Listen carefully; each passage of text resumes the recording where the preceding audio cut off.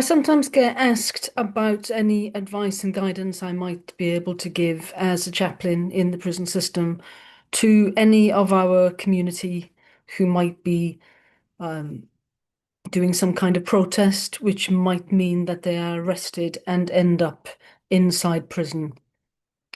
The first thing I want to say to you is that try not to worry unnecessarily about the process of remand and coming into the prison system. My experience, and people have different experiences, I know, but my genuine experience is that all of the staff involved are incredibly professional. The police and the prison service may, in previous decades and generations, been a different kind of service, but today there is a huge amount of professionalism and care taken. So please don't be unnecessarily alarmed by any of that part of the process. Though, of course, there are difficulties and privations as you lose your liberty in that moment. But you will have certain avenues of support available to you. And one of those, obviously, is the chaplaincy. So, what I want to remind everyone is to make sure that even though you might be a little bit um, stressed, I suppose, as you come through the prison system and the induction process, please do remember to ask that they register your faith as Quaker. And what that means is that you do have a right to see a Quaker chaplain. And we have probably more than half of the prisons covered by some kind of Quaker chaplain.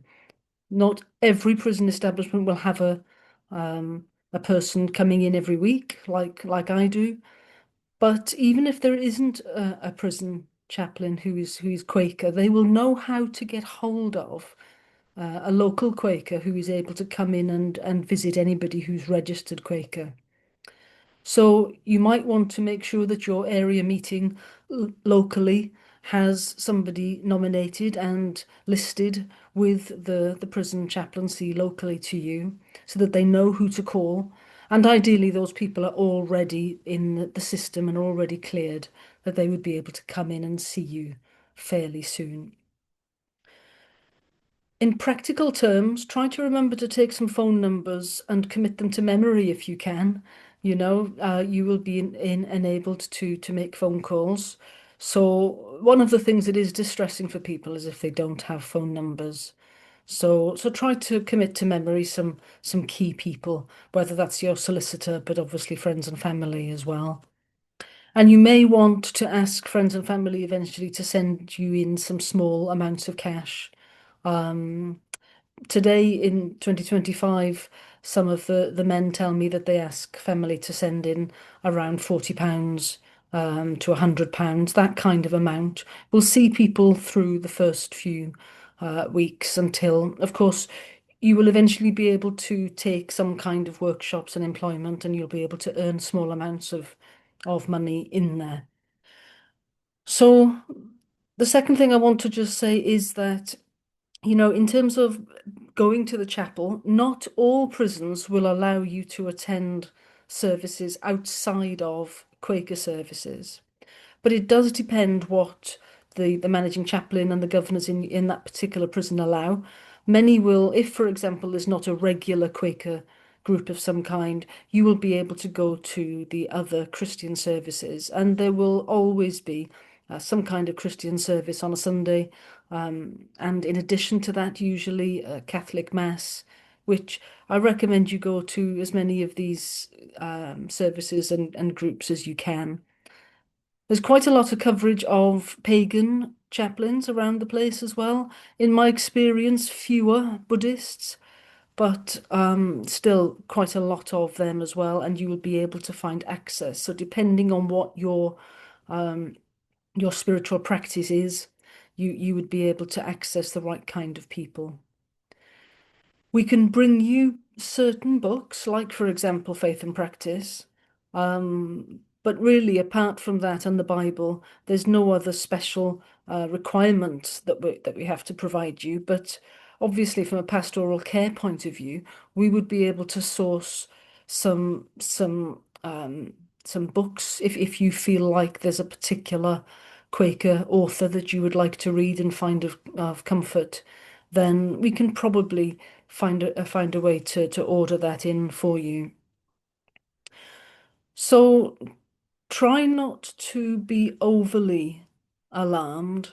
One thing I do remind people is that many of the people coming into the prison system are struggling with deep issues of isolation, drug addiction, really, the detoxing actually, and the withdrawal can be a huge negative impact for them on their sense of well-being when they first arrive. Now, I don't want to make any assumptions, but for many Quakers in our community who are organised and prepared enough for going into this kind of protest and potential arrest situation, just be confident that actually you can read, you can write, you can get your head around the prison system quite easily, perhaps. You know how to ask for support. You know how to recognize where people are genuinely trying to help you. And that will all serve you in very good stead. So, so again, if there's anything that we can do as Quaker prison chaplains to help you feel that you're settling in, we won't be able to give you any kind of special treatment.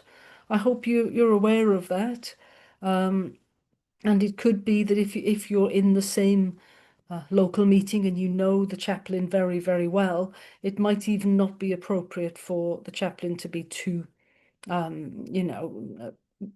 involved, if you like, and close to you. But for the most part, we know each other in community, and we would be able to come and support you in there.